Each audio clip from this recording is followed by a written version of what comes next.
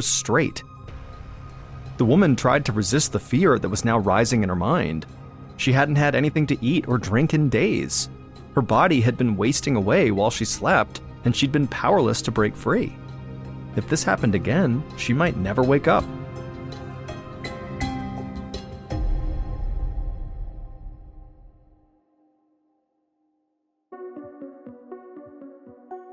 From Ballen Studios and Wondery, I'm Mr. Ballen, and this is Mr. Ballen's Medical Mysteries, where every week we will explore a new, baffling mystery originating from the one place we all can't escape, our own bodies. If you enjoyed today's story, please bring a to-go container to the Follow Button's wedding and use it to pack up the entire cake before the bride and groom have any.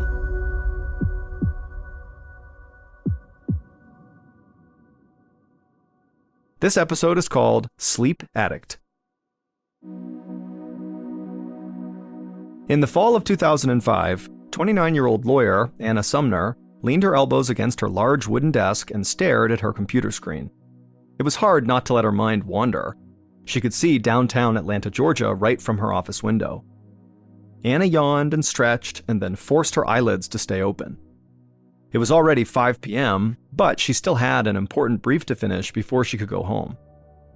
Her attention wandered again, this time to the framed diplomas that hung on her wall.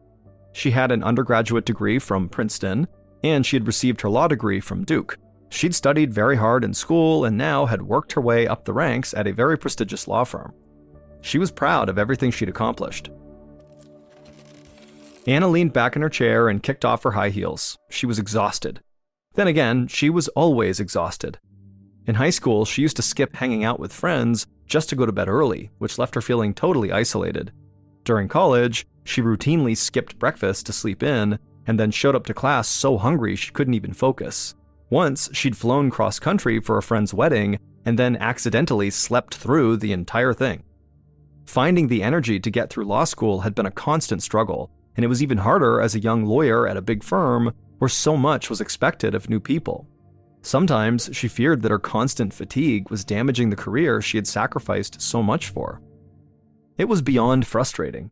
Anna had slept for at least 12 hours the night before, yet here she was, not feeling rested. It was like she was moving through a fog at all times. She always needed more sleep, but she knew she needed to keep working. Anna stood up and shook her arms, trying to get her blood moving. She opened her eyes as wide as she could. She shook her head back and forth and sat back down, determined to finish her work. But as soon as she started to type, her eyelids grew heavy again, and Anna nodded off, her cheek resting on the keyboard. The next thing Anna knew, she was slowly waking up. Her back ached from being hunched over in her chair. Her computer screen had gone to sleep too. She shook the mouse and the screen lit up, and she looked at the time. It was 6 a.m. Anna had just slept for 13 hours. She was completely disoriented, still wearing yesterday's clothes, and her brief was not finished. Anna immediately felt a knot form in her throat. She had been successfully hiding her sleepiness problem ever since she was a teenager when it began. She'd always been able to arrange her schedule to accommodate her constant need to sleep. But now that she had a job with a lot of responsibilities, she just didn't have that same flexibility. Anna had always prided herself on having a good work ethic and self-control, but now she realized that this was something she really just couldn't control. Sometimes when Anna felt really tired, she would think to herself, if I don't sleep right now, I feel like I could actually die. She knew that was not normal. This problem had gone on long enough, and it wasn't going to get better unless she sought out some help.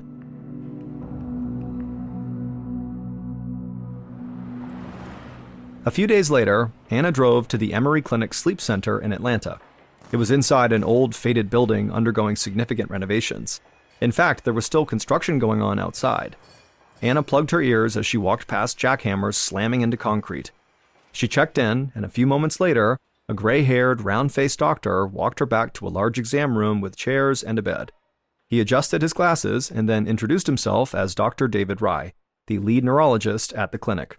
He motioned for Anna to take a seat and asked her about her symptoms. And she told him that she basically craved sleep the same way a drug addict craves a fix.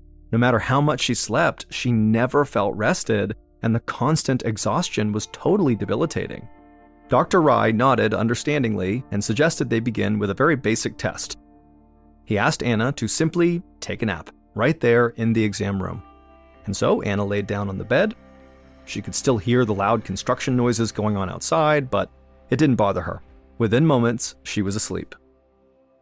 But just a few minutes later, Dr. Rye shook her awake, and then he diagnosed her with a disorder called hypersomnia. This is a catch-all term for extreme, unexplained sleepiness. It's thought that up to 5% of the entire population experiences it, though rarely at the level Anna was. So while it was a diagnosis, it really wasn't that specific. But for Anna, who'd never seen a doctor for her sleep problems before, having any diagnosis was progress. And she was even more optimistic when Dr. Rye suggested a treatment plan. He explained that in most cases, extreme tiredness is caused by a lack of energy-promoting chemicals in the brain, with names like dopamine and norepinephrine. It's like having a car with no gas in the tank. So he prescribed stimulants for Anna. These medications increase the level of these energy-promoting chemicals the same way that caffeine does. For patients like Anna, it can feel like they have a full tank of gas again. And Anna was so excited about her stimulants that after she left the doctor's office, she went straight to the pharmacy. When she got there, a pharmacist handed her a paper bag with a couple of prescription bottles inside, and Anna didn't waste any time getting her first dose. Sitting in her car in the parking lot, she opened one of the bottles, shook a pill into her hand, and swallowed it. She couldn't wait to feel better. A few months later, Anna grabbed a stack of papers off the desk in her office. Her hands shook slightly as she slipped the papers into her shoulder bag. She stood up from her desk chair, and suddenly a wave of nausea washed over her. She'd taken her prescription stimulants that morning and had been taking them every day since Dr. Rye prescribed them. In some ways, the stimulants were working. She could get through a full day of work without needing a nap, but the side effects from the medication were terrible. She felt jittery and sick to her stomach, like she'd had way too many cups of coffee. She was losing weight because she never had any appetite. And even though she had felt kind of okay for a while on this medication, she was now starting to crave sleep again. As she walked outside and unlocked her car, all Anna could think about was getting home and going to bed. She got into her car, pulled out her phone, and called Dr. Rye. She told him about the side effects she was feeling and now how her craving for sleep was starting to come back. Dr. Rye assured her that this was actually normal. He told Anna her body was building up a tolerance to the drugs, and he'd simply prescribe her a higher dose. Anna was nervous about this. The stimulants were already giving her such bad side effects, and she thought taking more would really only make her feel worse. But at the same time, the medication was the only thing allowing her to make it through the day. So Anna agreed to the higher dose. She hung up, drove to the pharmacy, and picked up more medication.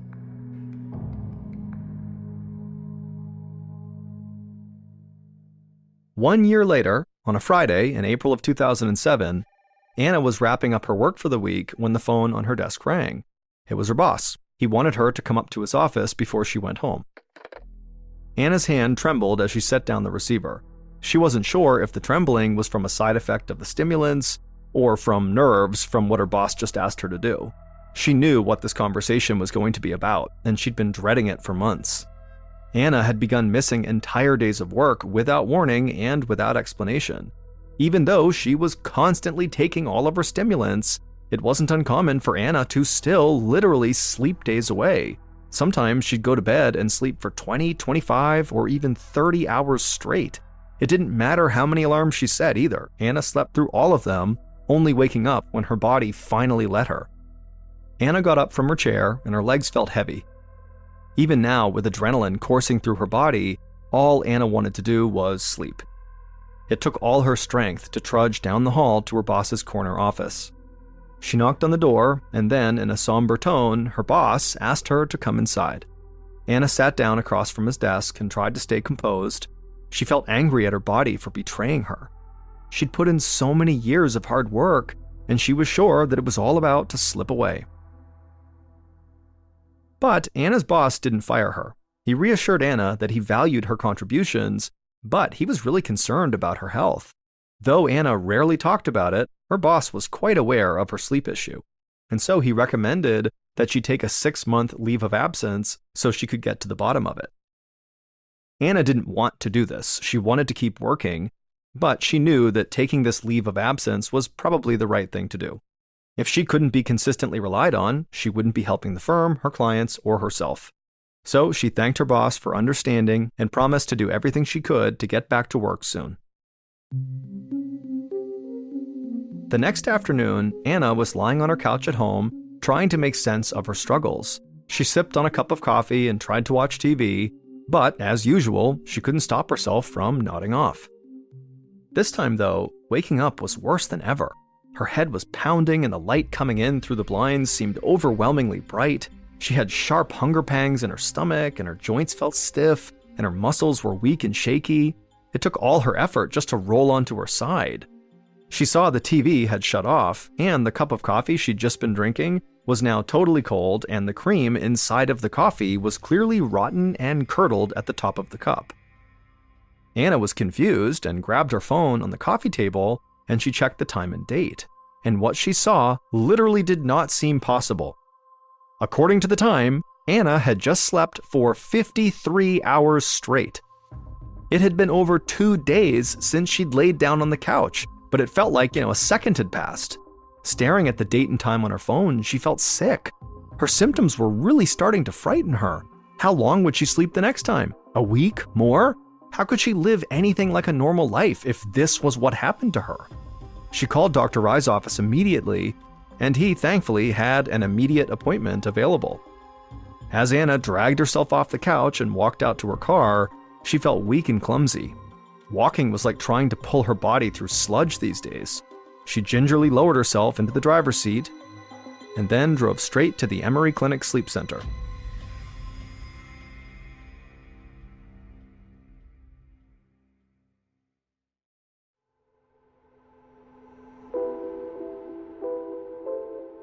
Before long, Anna was in that familiar exam room, sitting across from Dr. Rye.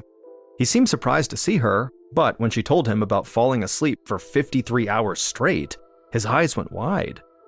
Dr. Rye knew that spending so much time asleep could actually be dangerous. It meant Anna wasn't eating, drinking water, or exercising for days at a time. In the long term, this could lead to malnutrition, dehydration, and muscle atrophy. If she wasn't able to take care of herself, her body would eventually quit working. However, Dr. Rye said he did have an idea for what they could do next. It was a last-ditch effort and something he would not recommend unless it was absolutely an emergency, and clearly this was that.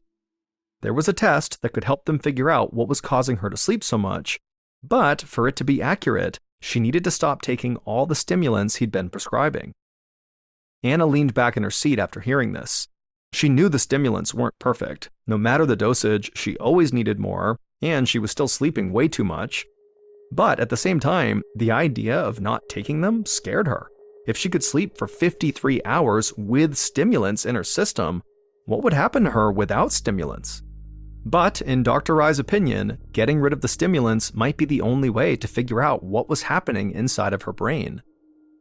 It would take about a month for the drugs to clear her system, so the doctor scheduled an appointment for a month from then, in May.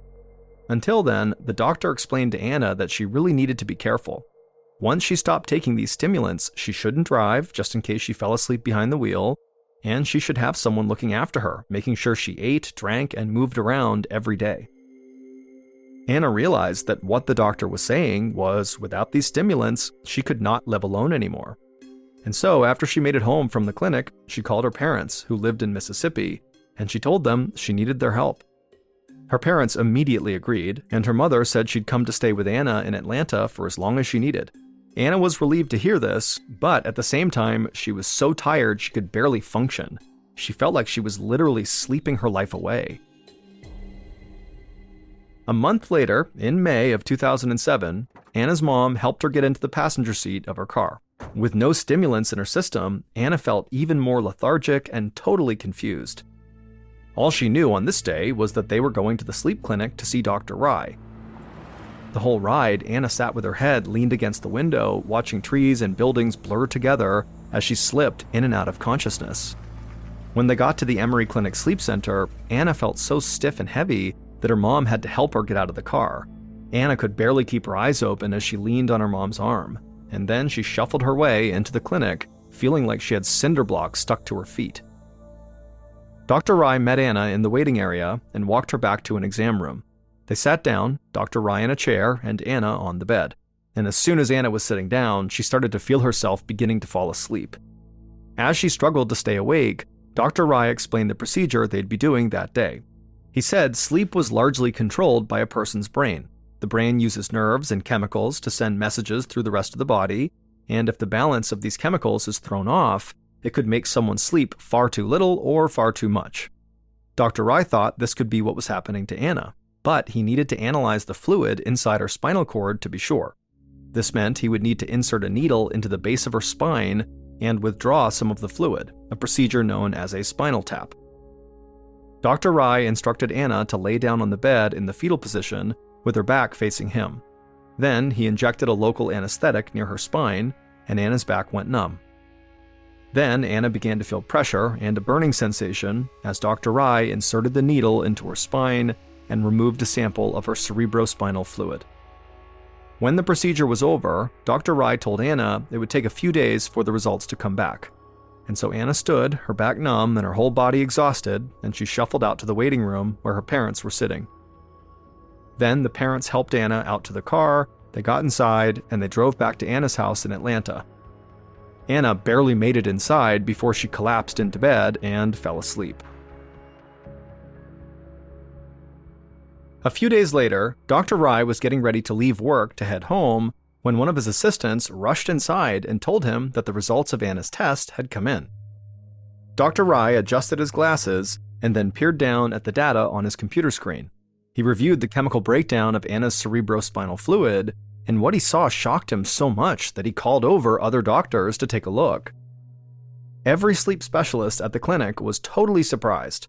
The results were so bizarre that one doctor even started laughing at the absurdity of the numbers they were seeing. They had literally never seen anything like this. But while the other doctors stood in disbelief, Dr. Rye felt a mixture of hope and unease. He had seen results like this before, in an Italian sleep study from the 1990s. In that study, a group of people who had symptoms similar to Anna's were given an experimental drug that cured their sleepiness. It was a drug that Dr. Rye had on hand, which meant he might be able to use it to cure Anna too. But there were problems that made Dr. Rye hesitant. That Italian study had been discredited after the research was found to have some serious issues. Plus, the drug used in that study to cure their sleepiness was never approved by the Food and Drug Administration to treat sleep disorders, and it could cause bad side effects like seizures, so giving it to Anna would definitely be a risk. But faced with Anna's spinal tap results, Dr. Rye thought the risk was worth it, and so he called Anna and told her that he might be able to treat her sleepiness, but they need to do one more test. The next month, in June of 2007, Anna came back to the Emory Clinic. She'd been off the stimulants now for 2 months, and it felt like her body was close to shutting down on her, like she'd never be able to do anything except sleep again. Every footstep she took was a total battle. She dragged herself into the exam room and crawled into the bed. She felt a nurse lift her arm, swab near her wrist, and then jab her with an IV needle. Anna was vaguely aware of other movement in the room. Multiple nurses were standing by, just in case Anna had a bad reaction to the drug, like a seizure or worse. Anna watched as Dr. Rye rolled a screen into the room. Everything looked slightly blurry to her. She heard Dr. Rye say they were doing a test to measure her brain's reaction time, and then he put a remote in her hand and told her to press the button as soon as she saw numbers appear on this screen. Anna tried to follow his instructions, but at the same time, she felt herself drifting in and out of consciousness, and so when a number popped up, she would press the button like she was told to, but she could tell by the look on Dr. Rye's face that she was not doing a good job. After the test was over, Dr. Rye told Anna that her reaction times were similar to someone who had just been up all night, or who had been drinking very heavily. And so now that they had these control results, they could try the medication that Dr. Rye hoped would help her. Anna watched as Dr. Rye put something into her IV bag. The liquid dripped through the tube into her arm and into her bloodstream. But Anna didn't feel any better. Her head felt like a lead weight. Her eyes were so dry that they burned, and the whole room seemed foggy. It took everything in her not to slump over and let her eyes close. For a moment, she had a horrible feeling that this new treatment was not going to work. She would never be able to hold a job or even live by herself again. Then she heard Dr. Rye's voice at her side saying he was going to try a higher dose of this drug. Anna struggled to take a deep breath. She waited for something to happen. Then her eyelids snapped open. The room came into focus, and Anna felt like she could hear and see again, and she didn't feel a desperate urge to sleep. Dr. Rye ran the reaction time test again, and Anna didn't have to work to focus on the screen. The reflex test that had seemed impossible before felt very simple now. When they were finished, Anna looked up at Dr. Rye, close to tears, and she told him she felt alive. For the first time in her adult life, Anna felt truly awake. Dr. Rye watched Anna for a moment. In all the time he'd known her, he'd never seen her look this alert. She sat up straight, her eyes were clear and focused, and she was smiling at him. He couldn't help but smile back. It was incredible to see how much of a difference this drug was making. Dr. Rye sat down next to Anna and told her that he had never seen a patient like her before. Her brain was basically full of naturally occurring anesthesia. He explained that there's a chemical messenger in everyone's brains known as GABA, G-A-B-A, that helps regulate sleep. Many sleep aids and drugs used for surgical anesthesia make the brain respond more strongly to GABA. The stronger the response, the sleepier a person gets, Dr. Rye said. And the reason Anna's doctors were so shocked by her test results was because her naturally occurring GABA activity levels were as high as a person who was about to go into surgery. Every day of her life, 24 hours a day, Anna was walking around with the same level of sedation as a person about to have all their wisdom teeth removed. Dr. Rye watched Anna's jaw drop as she realized that she hadn't just been tired for most of her life. Her own brain had been literally knocking her out. This drug that Dr. Rye had given her was called flumazenil. Usually, flumazenil is used in hospitals to help people who are overdosing on sedatives or having trouble waking up from anesthesia. It's an emergency antidote for people whose GABA activity is too high. So for Anna, whose GABA activity was always too high, flumazenil made her brain function like a healthy person's brain. But the FDA never approved flumazenil for excessive sleepiness. The drug only came as an intravenous medication for use in hospitals, and the effects wore off really quickly. Anna would need to have intravenous injections every few hours to stay awake, and that just wasn't possible from a practical standpoint. So Dr. Rye worked with Anna and the drug maker over the next 8 months to get an exemption from the FDA that would allow her to take a daily flumazenil pill to prevent her sleepiness. The medication completely changed Anna's life. She's since gone back to work, been promoted to partner at the big prestigious law firm in Atlanta, and is enjoying what she calls, quote, the luxury of life.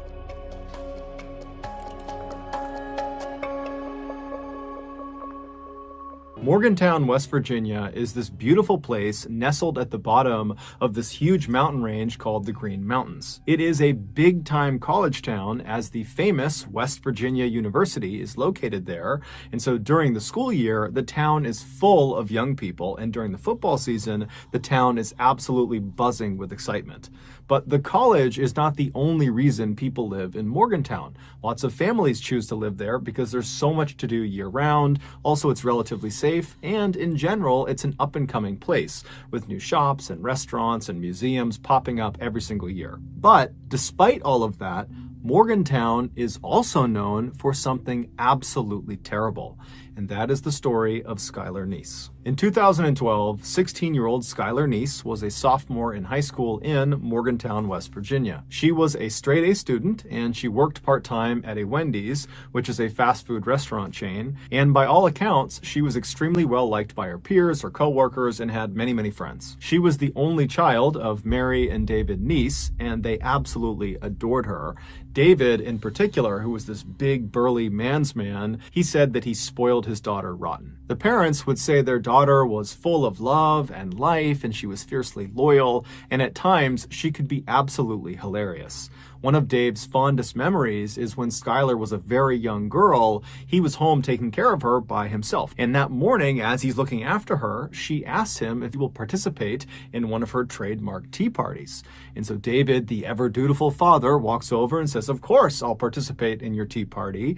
And he sits down in this little tiny pink chair, and his daughter, who's got her ballerina tutu on, she's across the table and she's all smiles, and she sits down in her little pink chair, and she hands him this little plastic teacup. And so he takes the teacup and he sees there's water already inside of it.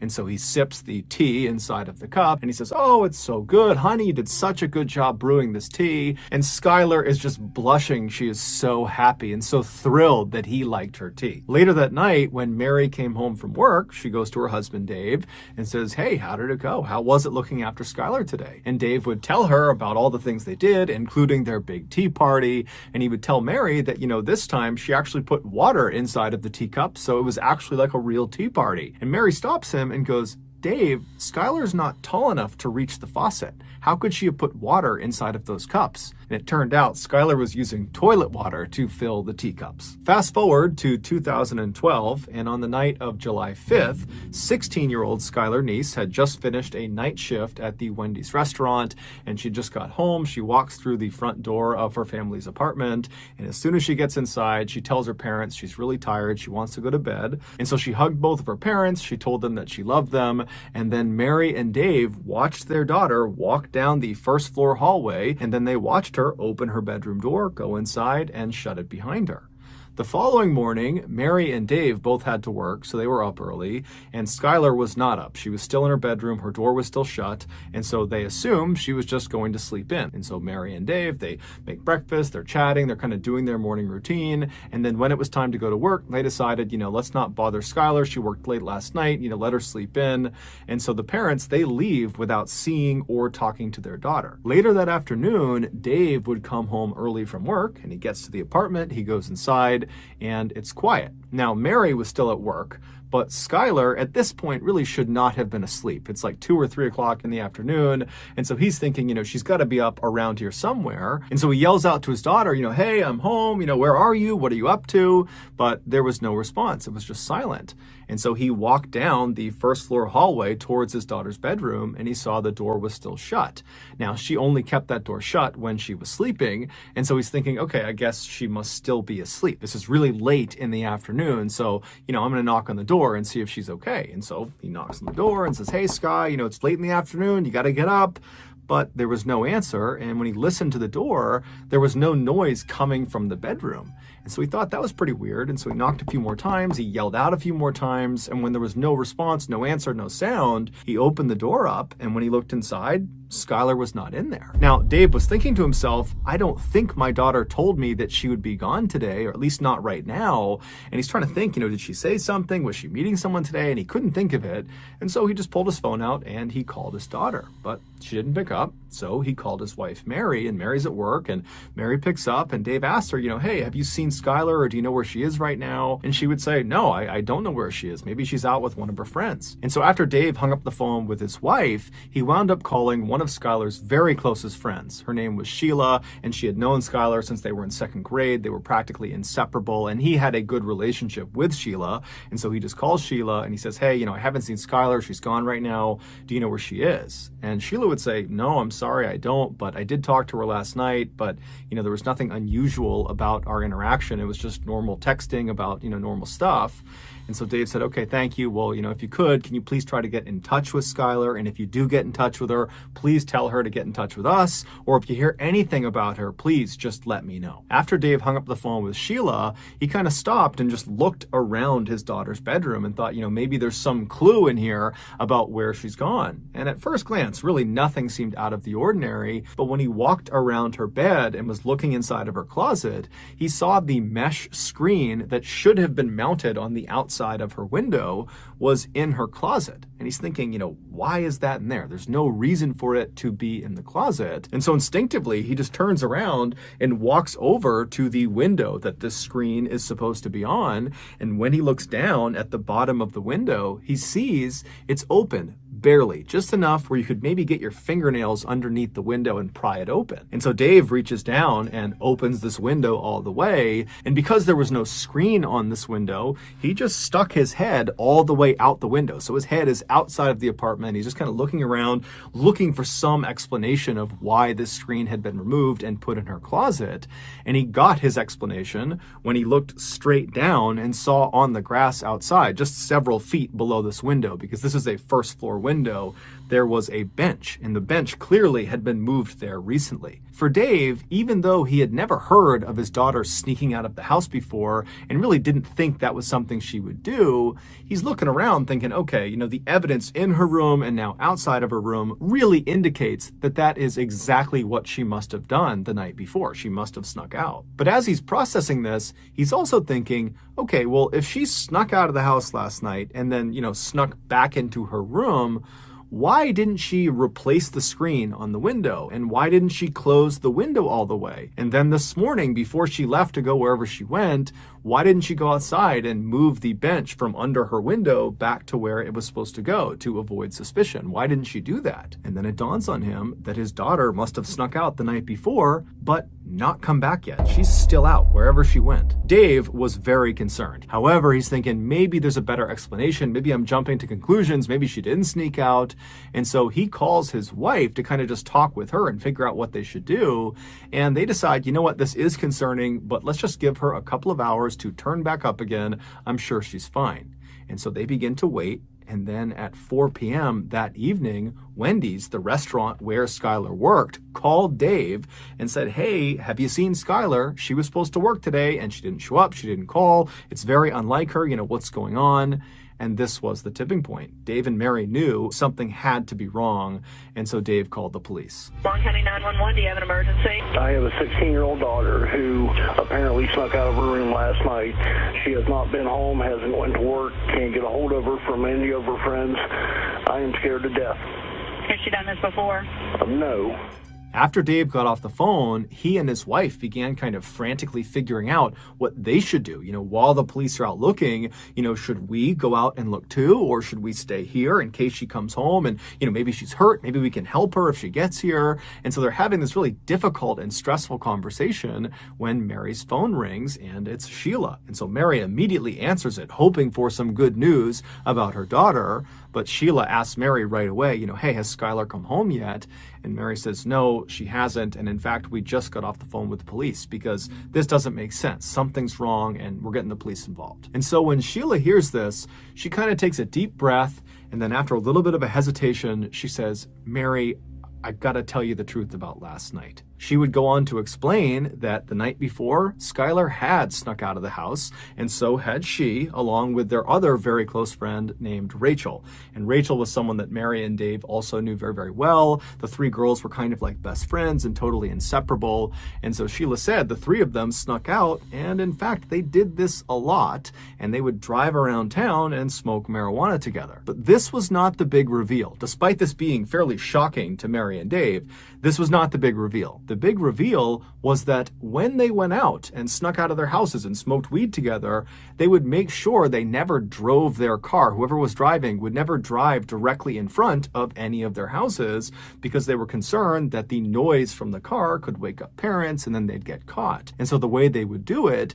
is after they snuck out of their house, they would walk a block or two away from their house and then they would call or text the other two and they'd get picked up and they'd go do their thing. And then when they got dropped off, they would get dropped off a block or two away from their home and then walk the rest of the way. And so Sheila told Mary that last night, like so many other nights, she dropped Skylar off about a block away from their apartment, and then Sheila and Rachel drove off. So they did not actually see Skylar enter her apartment. So they don't know for sure if she actually made it home okay. And so this was obviously horrifying for Mary and Dave to hear because it totally opened the door for their daughter to have been abducted during this walk from the drop-off point back to her apartment.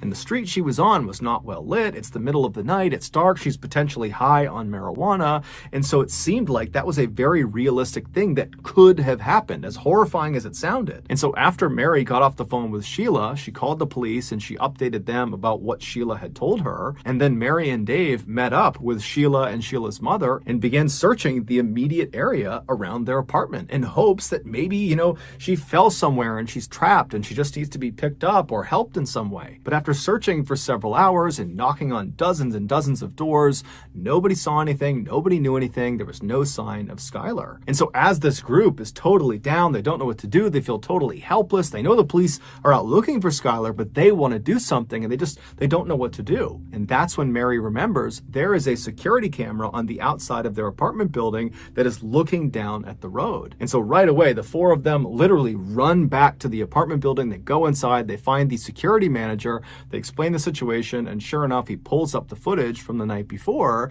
and the footage they see doesn't make sense. Sheila had dropped Skylar off on that corner, kind of out of view of the camera at around midnight. But at 12:30, so 30 minutes after she's been dropped off, you see this unknown kind of generic looking car pull up right in front of the apartment complex. And then Skylar comes running across the lawn, goes right up to the car, opens the back door, hops in the back seat, shuts it, and the car drives off. Even though this did not solve the mystery of where their daughter was, because they had no idea what car this was, who was driving it, or where they were going, Mary and Dave still felt relieved because from their perspective, it seemed like their daughter had willingly got into this vehicle. Whoever it was, whatever they were doing, she had gotten in on purpose, which meant she probably was not being abducted, which was their big fear. Over the next couple of days, the police analyzed this footage and tried to get information about this car, but the footage was so grainy, they couldn't do it. However, the police were telling Dave and Mary, hey guys, I'm sure Skylar is going to show up any day now. As much as you may not want to believe it, that your daughter is capable of running away, it is fairly common for teens to do that. They'll run away and then, a couple days later, they'll pop back up. And so I'm sure that's what's going on with Skylar. She chose to get in that car. And so I'm sure she will choose to get back in touch when she feels comfortable. So a couple of days go by and the parents haven't heard anything from their daughter. And then a couple of weeks go by, still nothing. And then a couple of months go by, still nothing. And this is all despite the fact that there is a massive search happening led by the police, and locals in Morgantown have put flyers up everywhere that have pictures of Skylar Neese's face everywhere in town and in neighboring towns. It was like you could not go 5 feet without being reminded that this girl is missing. Have you seen her? If you have, give us information. Despite the amount of publicity this case was getting, no one came forward with any meaningful information. It was like Skylar had just vanished and no one had a clue what happened to her. Her parents were obviously devastated that they had no idea what happened to her, but they were kind of holding on to this idea that, maybe she did run away and maybe she will eventually be in touch with us. But by December of that year, so 6 months after Skylar had gone missing, no one had heard from her, no one had seen her, no one had any idea where she was, there was no new leads. And so people were starting to feel less and less optimistic and the case was starting to kind of go cold.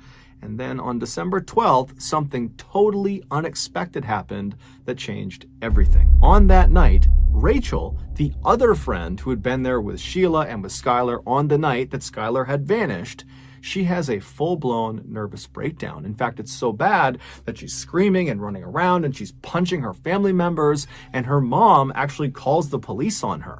I have an issue with a 16-year-old daughter of mine. I can't control her anymore. She's screaming. She's running through the neighborhood. Give me the phone. No, this is over. This is over. Hurry up. Get away from her. No, she just gave me a block. Oh, God. Hurry up, please. After this call was made, the police show up to Rachel's house and they take her away to a psychiatric hospital. And then several days later, when she was released from that hospital, she went straight to the Morgantown Police Department. She walked inside and said, I got to get something off my chest about Skylar. Apparently, whatever it was that she had been keeping secret had just been too difficult to keep inside. It was quite literally driving her crazy. And so the police said, okay, great. And they brought her into an interview room. They sat down and they said, okay, what what do you got for us? The following has been pulled from what Rachel told police. Back on July 5th, 2012, Skylar came home from that night shift at Wendy's. She goes inside her family's apartment. She says goodnight to her mom and dad. She goes into her bedroom and she shuts the door, and she's laying on her bed. She's on her phone. She's not going to bed quite yet. And as she's laying there, she starts getting text messages from Rachel and also from Sheila asking her if she wants to sneak out that night. Now, Skylar didn't want to, and she said as much because she was actually hurting. She was mad at her two friends. According to some of her other friends that went to school with her and Rachel and Sheila, the three of them were totally inseparable, but lately, kind of the few months leading up to when she ultimately disappeared, there had been tension in their group. It seemed like Sheila and Rachel were getting very, very close and kind of pushing Skylar away, and Skylar was starting to pick up on it. It was little things like Sheila and Rachel would show up to school in matching outfits, but they wouldn't tell Skylar beforehand, kind of leaving her out. Or whenever they posted selfies of the three of them, Skylar was always relegated to the back or kind of in some other way obscured to make sure she was not the focal point of the picture. It was just very obvious that they were deprioritizing Skylar, and it was really hurting Skylar's feelings. And so it seemed like her way of standing up to them and kind of telling them that she was upset was to turn down their offer of sneaking out and smoking weed with them. But over the next couple of hours, Skylar would eventually say, okay, fine, I'll come with you guys. I'll sneak out and we'll go smoke together. Just before 12:30 a.m. on July 6th, Skylar gets off of her bed. She walks over to her window. She lifts it up and she pulls the screen off, and she walks over to her closet. She puts the screen in her closet and shuts the door to the closet. And then she walks back over to the window and crawls out and lowers herself down onto the grass below. And then she walks over and grabs the bench and slides it over and puts it right underneath her window. And then she stands on the bench and reaches up and pulls the window down so there's just a little crack left so she can get back inside. And then she just waited by the side of the apartment looking out towards the road. And right after 12:30, this car, the unknown car on the surveillance camera, pulls right in front of the apartment building, and Skylar runs over to it, opens up the back right door, and climbs inside. This unknown car was Sheila's car. Sheila was driving, and Rachel was in the front passenger seat. It would turn out Rachel and Sheila lied about basically everything, including what time they picked up Skylar. So the three girls, they drive away from Skylar's apartment, and Sheila hops on a highway and starts driving northwest. Now, the girls did not immediately start smoking inside of the car. They decided instead they would actually drive to a location, get out, and smoke there. And the place they decided on was a spot they had smoked at before. It was a known hangout spot for teenagers. It was located about 45 minutes away, just barely across the border into Pennsylvania. It was down this kind of old country road that nobody ever went on.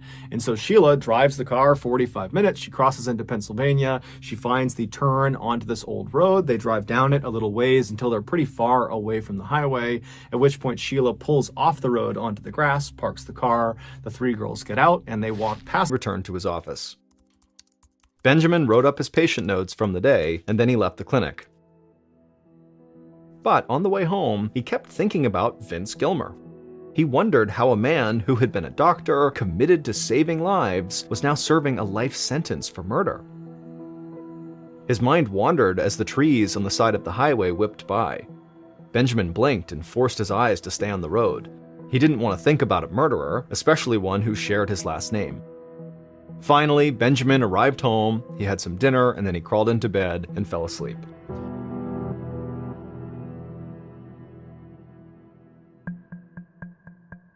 Over the next several months, Benjamin tried to push thoughts of Vince Gilmer out of his head. Taking over the clinic was a demanding job, and Benjamin often worked 14-hour days. But even when he was busy, he couldn't shake the feeling that there was something more to Vince's story. Time and time again, longtime patients who came into the clinic who had known Vince Gilmer would tell Benjamin about Vince's generosity and compassion, how he would take payment in the form of corn and tomatoes from patients who could not afford to pay the bill, how he still made house calls, how he treated everyone with decency and respect. Benjamin just couldn't believe someone like Vince could transform into a violent criminal with no explanation. He wondered if there could be a medical explanation for Vince to snap and become this killer. Did something break inside of him? Until he knew more, Benjamin just could not let it go. A few weeks later, Benjamin's receptionist walked into the clinic with a stack of newspaper articles about Vince Gilmer. She knew about Benjamin's interest in the case and had done some research on her own at the local library. Benjamin eagerly sat down at his desk at the end of the day, clearing away his medical reports and charts to focus on the newspapers. He didn't know what he was looking for, but he was excited to find out any new information about Vince Gilmer that was not just word of mouth. As he read the articles, Benjamin discovered that Vince had actually been about Benjamin's age when he killed his father, Dalton Gilmer, 5 years ago. Dalton had been diagnosed with some form of schizophrenia and Alzheimer's, which is a form of dementia. He had been living in a psychiatric hospital that treated Alzheimer's patients. The part about schizophrenia caught Benjamin's attention. He wondered if Vince inherited a genetic vulnerability to the crippling mental disorder. But as he thought more about the possible link, it seemed unlikely. Schizophrenia typically appears in early adulthood, and he doubted that Vince could have developed the disease without any prior signs. There are some cases that appear later in life, but they're rare. Whatever changed in Vince had changed suddenly. Benjamin kept reading. On the day of the murder, Vince was supposed to come help his father, Dalton, move to a nursing home, and witnesses saw him come pick Dalton up. But 2 days later, Vince reported his father missing, claiming he'd brought his father back home, and then he'd probably just wandered off. Vince had no idea that the police had already found his dad's body on a road 2 hours' drive from the hospital, and there was evidence linking Vince to the murder. The articles said that Vince had told police during the investigation that he had not been feeling like himself lately because he was withdrawing from an antidepressant medication called Lexapro. People who suddenly stop taking antidepressants can experience a range of symptoms, including trouble sleeping, nausea, and psychological reactions such as suicidal impulses or psychosis. The articles also said that Vince had gotten seriously injured in a car accident about a year before the murder, and after that, he and his wife had divorced. Now, Benjamin's mind was racing.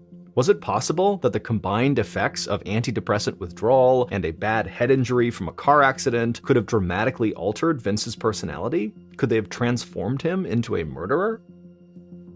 It was getting late, and he should have been home by now. His wife was probably wondering where he was. But before Benjamin shut off his light, he noticed a blurry photo of Vince from one of the articles. He looked big and burly. He had a shaved head and he was wearing a prison jumpsuit. His eyes seemed haunted. Benjamin suddenly felt like he was trying to build a jigsaw puzzle without all the pieces, but he didn't have the time to figure out what he was missing. Over the next year, Benjamin's life got much more hectic. He and his wife had a second child, and he was just so busy running the clinic that ultimately he was not able to keep up his research into Vince. And if Benjamin was being honest with himself, he knew the Vince Gilmer subject was taking up way too much space in his head.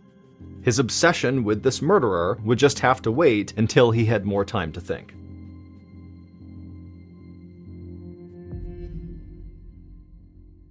In the spring of 2011, 3 years after Benjamin began his research into Vince, Benjamin was in a meeting at the clinic when he received a phone call. The caller identified herself as Sarah Koenig, a journalist from New York. Sarah had heard about the case of the previous Dr. Gilmer, and she was interested to find out more.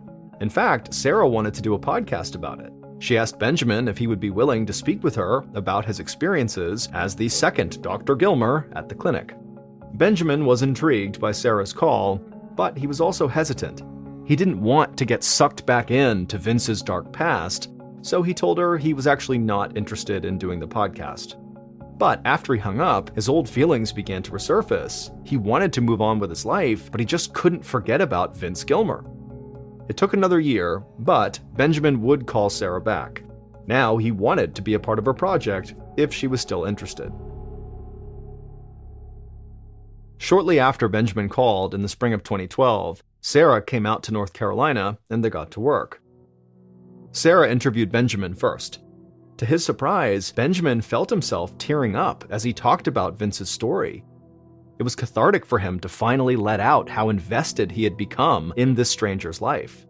Together, he and Sarah planned to interview Vince's old patients, friends, and coworkers. The first person on their list was Vince's old office manager, Terry. She had seen Vince's decline firsthand. So one night, they met Terry in another office space near the clinic. Sarah prepared the recording equipment and then tapped the microphone to test it. Benjamin could see Terry shift in her seat. She was nervous. He understood. He'd felt the same way. Sarah pressed the record button, and the interview began. Terry took a deep breath and described when she thought Vince's personality first started to change. It was about a year before the murder, in 2003. Vince's truck had hit a telephone pole and overturned. First responders found him unconscious, and an ambulance had rushed him to Mission Hospital in Asheville. And when Vince woke up, he didn't know his own name, and he didn't recognize his wife. Terry said Vince's amnesia cleared up after about 24 hours, but after that crash, he was never really the same. Her voice shook as she told Benjamin about how Vince had filed for divorce, moved into a new house alone, started drinking heavily, and began dating random women. He got into debt and spent money he didn't have. Clearly, Vince's mental health had gone steadily downhill in the last year before the murder. And so Benjamin wondered why Vince was even found mentally competent to stand trial. Benjamin decided he needed to see the official documents from Vince's trial in hopes of getting some new insight. The week after Sarah came to visit, Benjamin drove to Washington County, Virginia, where Vince's trial had taken place. He asked the court clerk for all documents available on Dr. Vince Gilmer and received a thick stack of papers, hundreds of pages long. It was the transcript from Vince's trial. Vince had insisted on representing himself in court and argued that he was not in his right mind when he murdered his father due to antidepressant withdrawal. He had stopped taking them cold turkey 2 days before the murder. But Vince didn't present any expert medical witnesses who could corroborate this theory, and he didn't even bring up the bout of amnesia he suffered after his car crash. The prosecution argued that Vince was faking an illness to escape punishment. They presented a psychiatrist who had judged Vince to be perfectly sane the night he killed his father. The jury agreed and found him guilty and sentenced him to life in prison. Benjamin wasn't sure what to think. On the one hand, a traumatic brain injury and antidepressant withdrawal could explain the dark turn in Vince's personality. On the other hand, he could see why the jury believed the prosecution. Killing and mutilating your father is something a sociopath would do. When Benjamin got back home, he talked it over with Sarah. They both agreed there was only one way to get the full story. The two Dr. Gilmers would have to meet directly.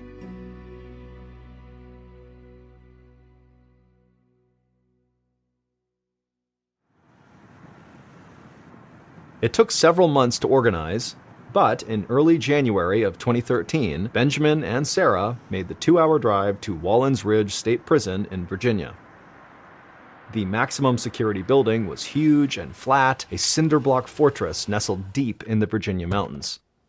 After Benjamin parked and stepped out of the car, he immediately heard the buzzing sound of the electrified razor wire lining the prison's fence. He noticed snipers perched on guard towers. The place made Benjamin extremely nervous.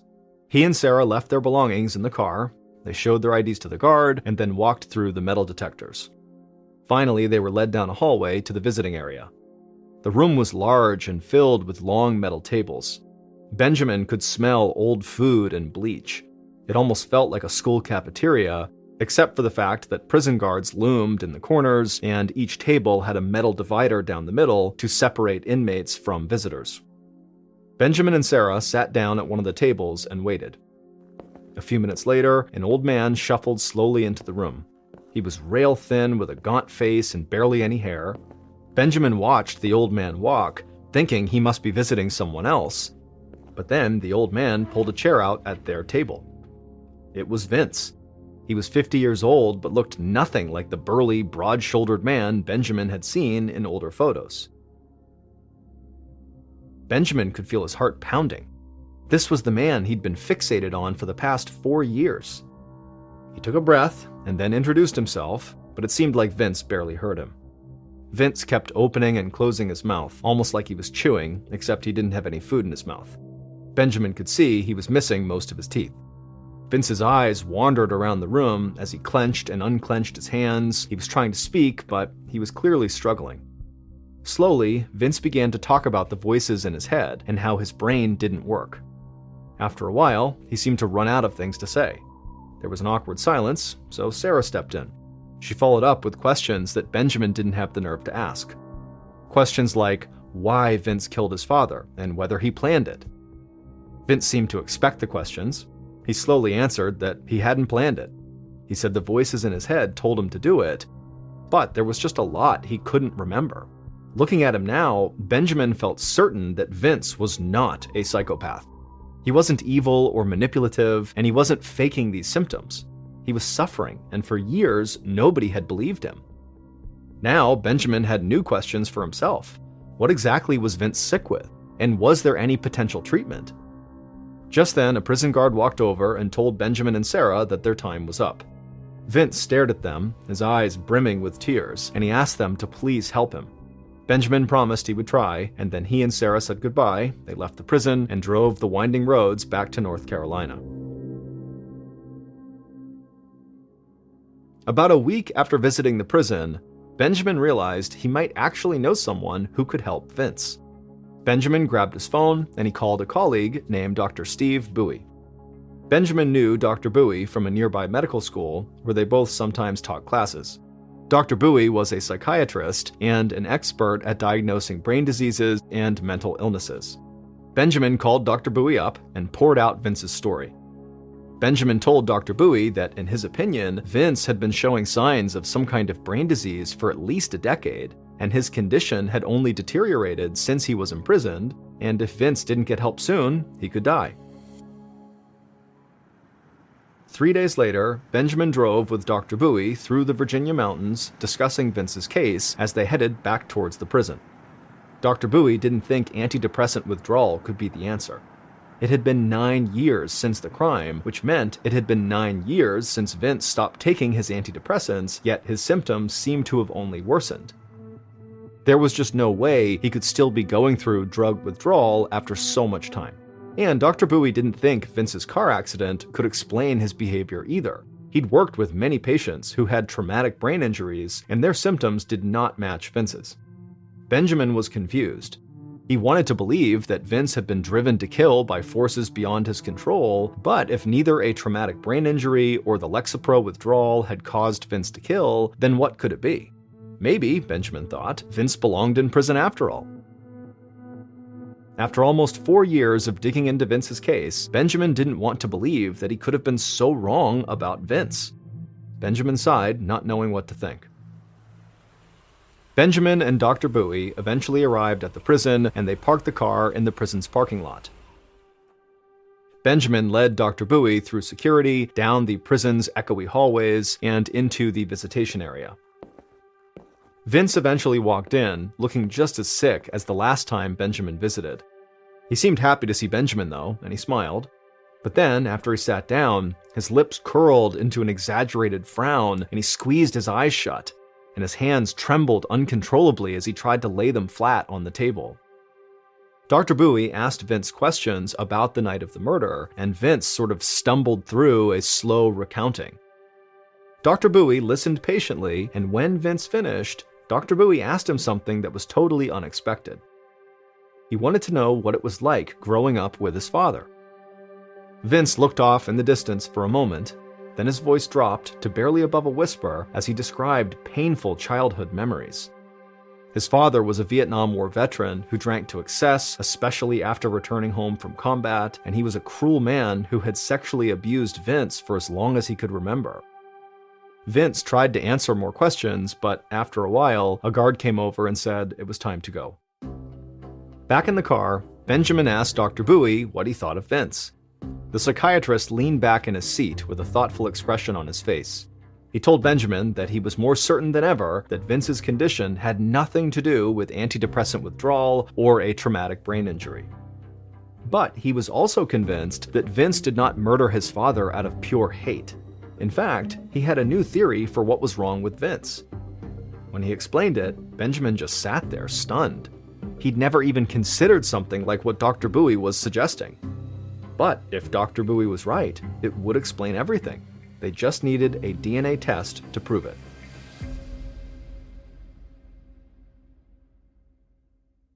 It took some time, but they did eventually get everything in order.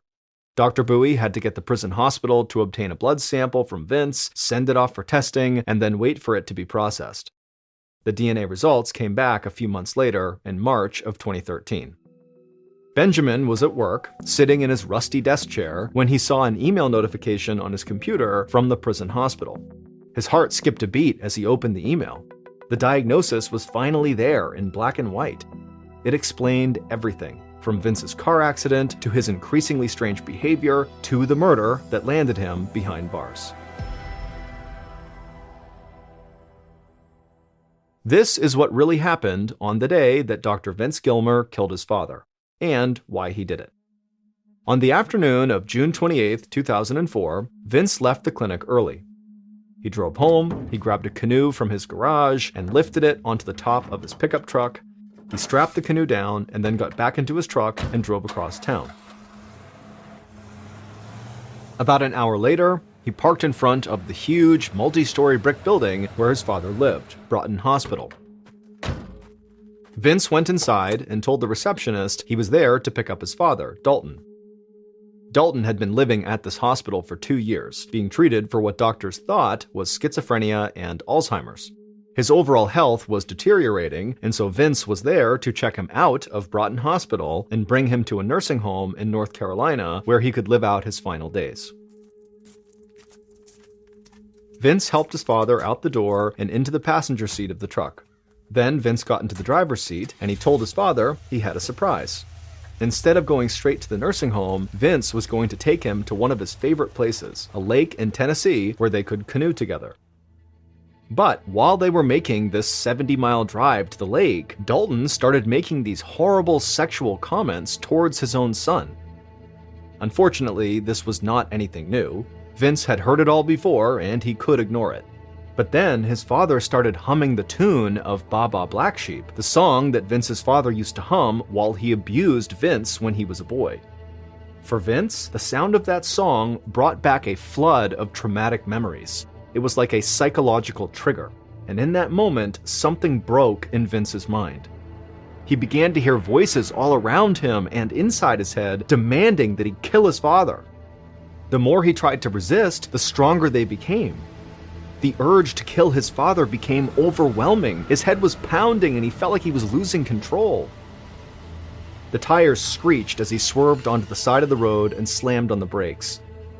The car stopped so quickly that his father's head jerked forward, then back, knocking into the headrest. Vince's eyes locked onto his dog's leash, which he'd left lying over the passenger seat headrest. The voices screamed at Vince to use it. And so Vince grabbed one end of this leash, he wrapped the other end around his father's neck, and then he pulled as tight as he could. Dalton was too sick and frail to fight back. He died of strangulation.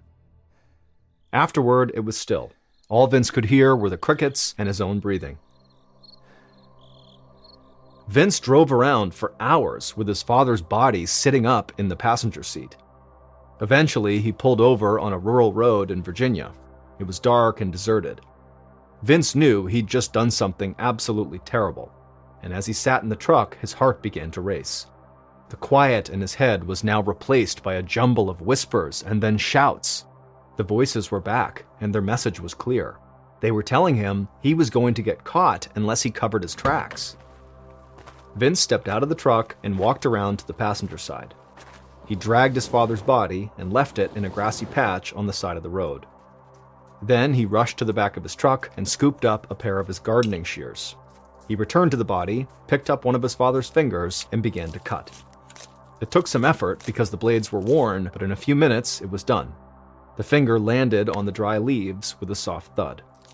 Then, one by one, Vince cut the rest of his father's fingers off. The voices told him to take the fingers. So Vince gathered them up, got back into his truck, and sped away from the crime scene. A few hours later, a Virginia police officer found Dalton's body while it was still warm. The missing fingers shocked him, but he didn't have any problems figuring out who this victim was. He found name tags from Broughton Hospital in Dalton's shorts and in his shirt. Detectives quickly learned that Vince had picked Dalton up from the hospital that afternoon. Within a few days, police were at Vince's house in North Carolina arresting him for murder. They never found his father's fingers, even though Vince said he dumped them in his clinic's koi pond. But they did find blood-stained paper towels in Vince's truck. When Vince was tried, he had said he was just as shocked by his behavior as everybody else was. And now, nearly a decade later, Benjamin finally understood what was actually wrong with Vince's mind, and he now had the lab results to prove it.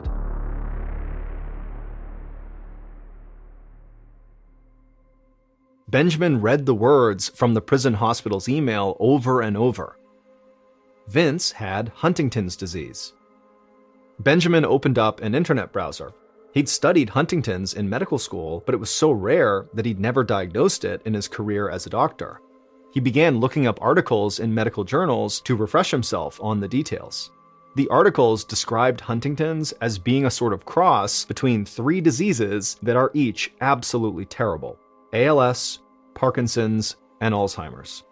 It was a degenerative neurological disease, meaning it caused a person's brain cells to break down and die. This created physical and psychological problems like involuntary movements, cognitive impairments, memory loss, intense personality changes, and psychosis. The Huntington's diagnosis lined up with all the symptoms Vince experienced. And while the majority of Huntington's patients weren't violent, the disease could cause people to act out in ways they normally would not. Benjamin thought that Vince might have been struggling with multiple problems at once. While a traumatic brain injury and antidepressant withdrawal could not explain his actions on their own, they could have combined with Huntington's disease to create a perfect storm of mental and physical illnesses that totally changed Vince's personality and behavior. Benjamin kept reading. Huntington's was genetic, meaning it got passed down from parent to child. If someone's mother or father had Huntington's disease, then they had a 50-50 chance of getting it as well. Suddenly, everything clicked for Benjamin. The doctors at Broughton Hospital thought Vince's father, Dalton, had schizophrenia and dementia. But it was much more likely that Dalton had Huntington's. He was the one who passed it on to Vince. To Benjamin, the entire story was a tragedy.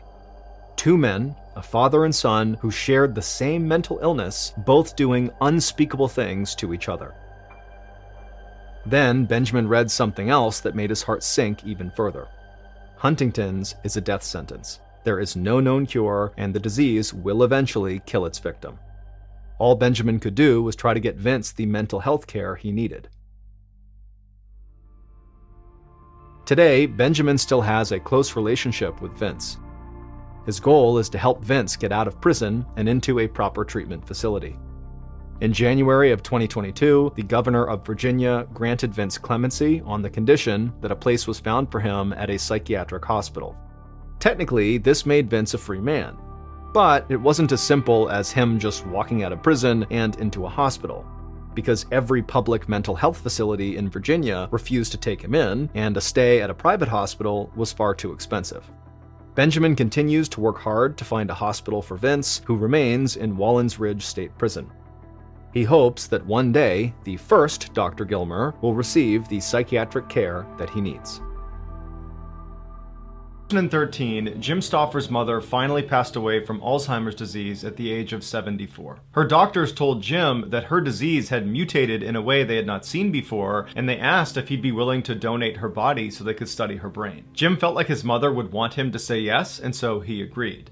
But for a variety of administrative reasons, the neurologists couldn't actually accept Jim's mother's body. At this point, Jim was really bought into the idea that his mother's brain was going to help other patients, and so while he couldn't donate her body to these neurologists, he could donate her body to the Biological Resource Center in Phoenix, Arizona. This center would take dead bodies and then extract parts of them for scientific research, and then would cremate the rest of them and return the ashes to the family. Jim gave his mother's body to the center, her, and when he filled out the paperwork, he indicated that her brain should be extracted for Alzheimer's research. After filling out the paperwork, Jim left, and 10 days later, he received a wooden box in the mail that contained his mother's ashes. There was no note attached to the box explaining exactly what was done to his mother's body, but Jim assumed they did what he asked. A year later, that biological resource center was raided by the FBI after accusations they were selling these donated bodies for profit. During the FBI's investigation, they uncovered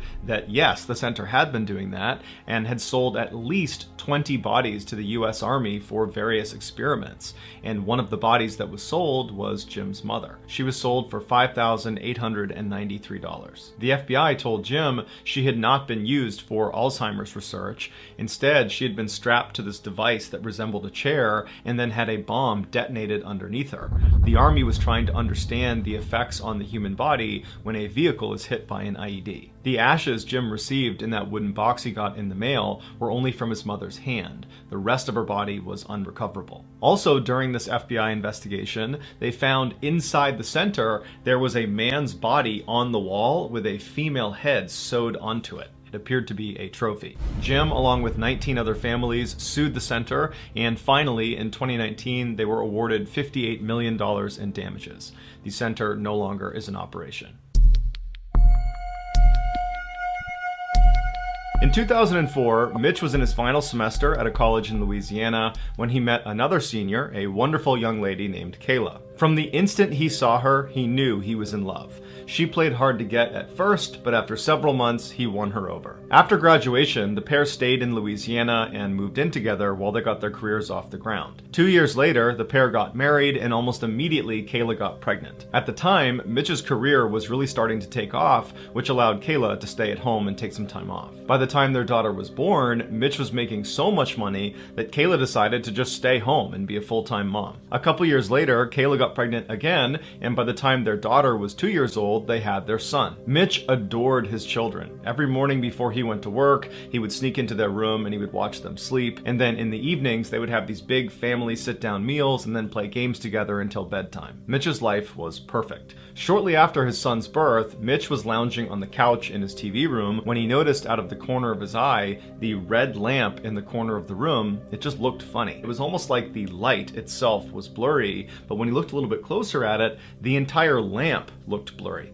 And so Mitch looked around the room and nothing else was blurry. He rubbed his eyes and looked back over at this lamp and it was still blurry. He turned the TV off and walked over to the lamp, and even though he was right in front of it, the lamp was still blurry. And Mitch didn't have bad eyesight, and so he's thinking, is there something wrong with me? Am I having a stroke? Do I have an aneurysm? Is there some sort of illness here that's making me see this lamp blurry when it's really not? But Mitch told himself he was healthy and that whatever this was, it was an anomaly and nothing to worry about. And so he went back over to the couch, turned the TV back on, and tried to ignore the lamp. But as he was watching TV, out of his peripheral vision, he couldn't help but notice this weird blurry lamp. And so finally, he turned the TV off again, and he turned to look at this lamp. And now, in addition to being blurry, it appeared to be upside down. Now Mitch was genuinely concerned that there was something wrong with him, because again, nothing else in the entire room was blurry or upside down. It was just this lamp. And so a few minutes later, his wife and his kids came home, and Mitch decided he would not tell them about this lamp. He didn't want to alarm them. He figures he will get to the bottom of this blurry lamp, and then he will tell his wife and kids. And so that night, the family has a sit-down meal, and then afterwards they play some games together, and then everybody goes upstairs and goes to sleep. But after everyone had gone to sleep, Mitch was just laying in bed thinking about this lamp. And so finally, he snuck out of his bed and went downstairs to the TV room, and he sat on the couch, and he just stared at this lamp. And for hours and hours, he just fixated himself on this lamp, watching it kind of morph around and turn upside down and get blurrier and blurrier by the second. The next day, Kayla found Mitch lying on the couch, passed out, and she asked him if he was okay. And again, Mitch didn't tell her about this lamp that was still blurry. He just told her that he wasn't feeling well and he was not going to go to work that day. But Mitch didn't go to work for 3 more days. He just sat on the couch and stared at this lamp. and Kayla obviously picked up on this strange behavior and kept poking and prodding to get more information about what was going on, but Mitch never told her the truth about this lamp. He just kept telling her he felt sick. She urged him to go see a doctor, but Mitch told her it would be fine, he'd get better. And then over time, as this lamp continued to morph and get bigger and get stranger and stranger, Mitch suddenly was unable to respond to his wife. He became totally unresponsive. And so obviously his wife became desperate and called the doctor. And as she's on the phone with the doctor trying to get advice about what to do, Mitch realizes the lamp is now growing in leaps and bounds. And before long, the lamp is the entire size of the room, and all he can see is the red color of this lamp. And then Mitch starts to hear these voices, these screams coming from somewhere in the distance, and then he feels this blinding pain in his head. And then he opens his eyes and he looks up and he sees he's laying on the sidewalk next to one of the buildings at his college in Louisiana, and surrounding him is this crowd of people with wide eyes that are staring at him. Mitch had no idea what was going on, and so he naturally just began scanning the crowd looking for Kayla and his kids to try to figure out how he got here. But before he could ask any questions and before he could find his wife and kids, a police officer ran through the crowd, picked him up and ran him over to his police car, put him in the back, and then began driving away. And so while Mitch is in the back of this police car, he turns to the officer and he says, "What's going on?" And the officer would tell him he was attacked by a huge college football player. He got hit in the head and he fell backwards and he hit his head again and he fell unconscious. Mitch asked the officer where his wife and kids were, and the cop said he had no idea. And that's when it clicked for Mitch. The lamp wasn't real. Neither was his wife, neither was his daughter, neither was his son, neither was his life. For the past 10 years, it was all a hallucination while he was unconscious after getting attacked. Mitch was brought to the hospital where he would make a full physical recovery, but after being released, he was horribly depressed, and he had to get intense therapy to basically grieve for the loss of his family that never existed. These days, Mitch says he can barely remember what his family even looked like, but periodically in his dreams, he will catch a glimpse of his son in his peripheral vision, and his son is perpetually 5 years old, and he's trying to talk to his father, but Mitch can never understand what he says.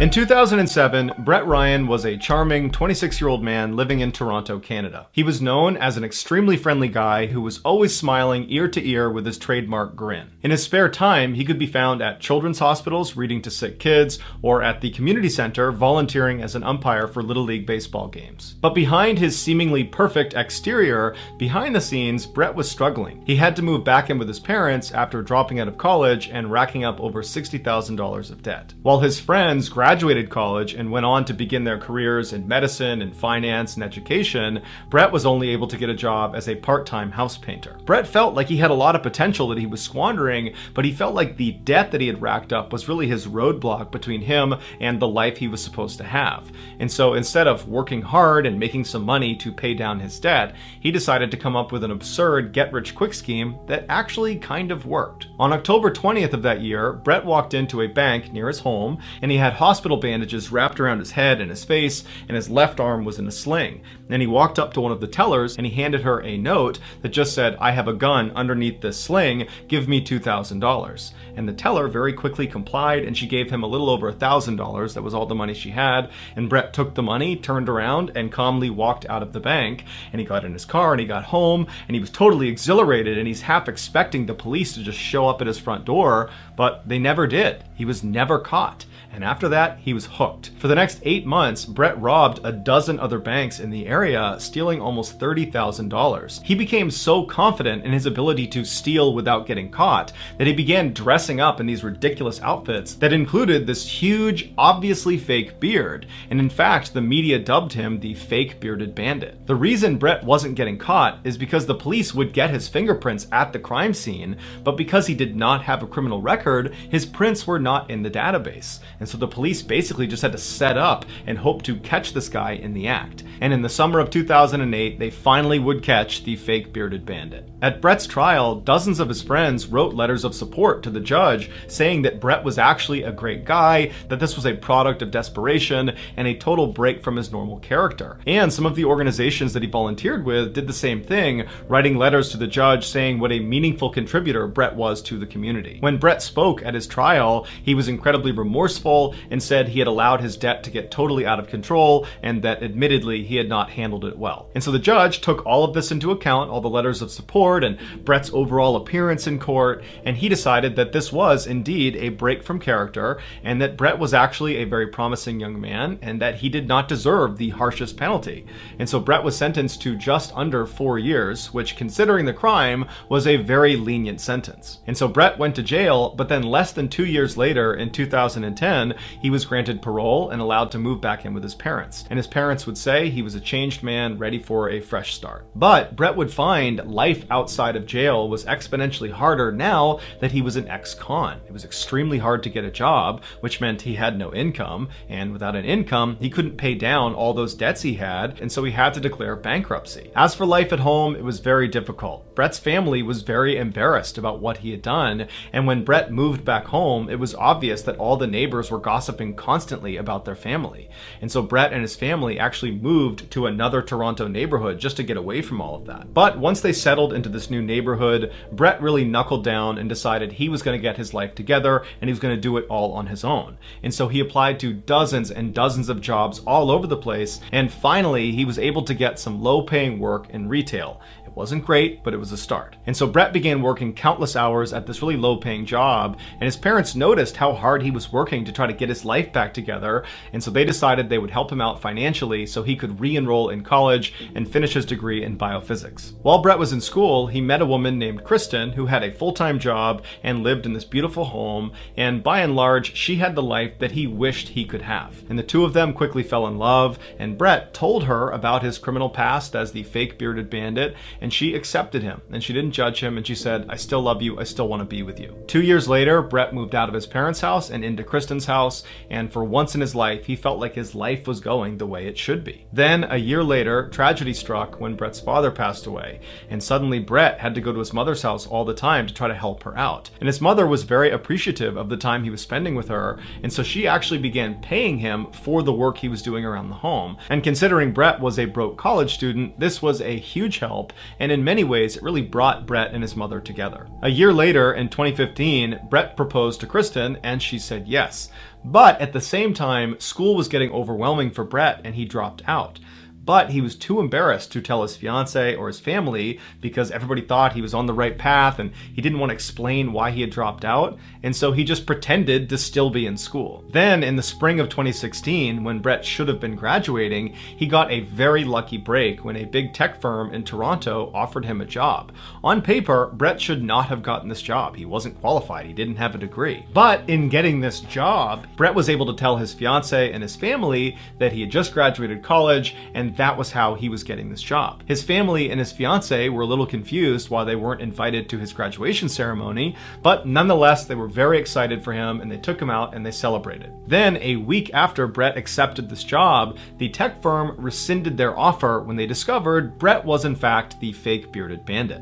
Now, Brett panicked because this job represented this perfect piece to his web of lies that allowed him to pretend he had his degree and that everything was so great, and so he couldn't possibly tell his fiance and his family that he didn't get this job.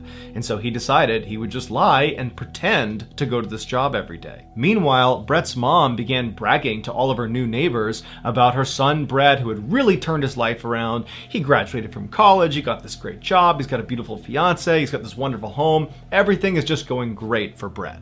At first, Brett was able to push the guilt out of his subconscious and just live this ridiculous lie, but as his wedding day approached, the weight of all these lies and the guilt he felt, it became overwhelming, and practically speaking, he was worried about how he would explain to his new wife why he had no income despite having this full-time job. And so he went to his mother and he told her the truth about dropping out of college, about not getting that job offer, and then he said, "Can you keep all of this a secret? And can you give me a whole bunch of money so I can keep living this lie?" And she said, No. And in fact, you need to tell your fiance that you're lying or I will. This was the worst case scenario for Brett, and one that he was not prepared for. He really thought his mom would be like, yep, let's do it, let's keep this thing going. But when she didn't, he didn't really know what to do. He believed if Kristen found out the truth, she would leave him and that would ruin his perfect life.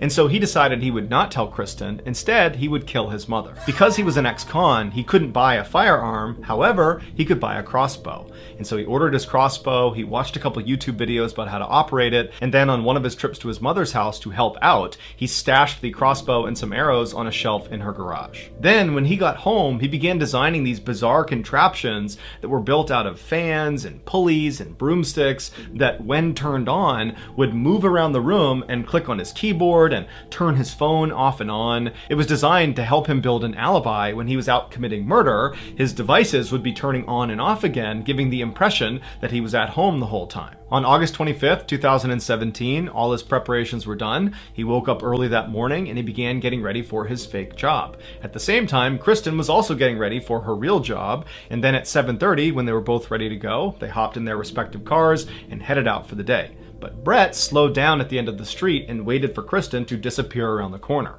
Brett turned back, went back into his house. He went up to his room and turned on all of his bizarre alibi contraptions that he made sure were turning off and on his devices correctly. And after a while, once he was confident these devices would work, he hopped in his car and he drove over to his mother's house. He got there around 10 a.m. He walked inside and his mother was sitting in the kitchen, and he approached her about changing her mind about telling the truth to Kristen. But his mother was staunch and she said, no, I'm going to tell her before your wedding unless you do.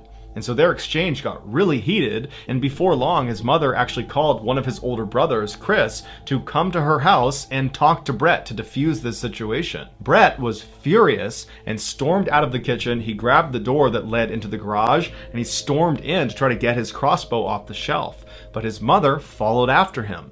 Now, the crossbow had not been loaded when he put it up on that shelf, and Brett was not very good at loading it, and it would take several seconds to actually do it. So he's thinking to himself, when I pull that down and begin loading it, she's going to see the weapon and she's going to run outside before I can get to her. And so when he reached up, he didn't grab the crossbow, he grabbed the arrows. And in a swift motion, he pulled them down, re-gripped them like a knife, faced his mother, and began attacking her viciously. She fell backwards and a shelf actually landed on top of her, pinning her to the ground. At which point Brett seized the opportunity. He got up, grabbed a piece of nylon, he wrapped it around her neck, and he suffocated her. As soon as she was dead, Brett pulled her out from under the shelf and dragged her to the side of the garage. He put the shelf back up, and then he began loading his crossbow because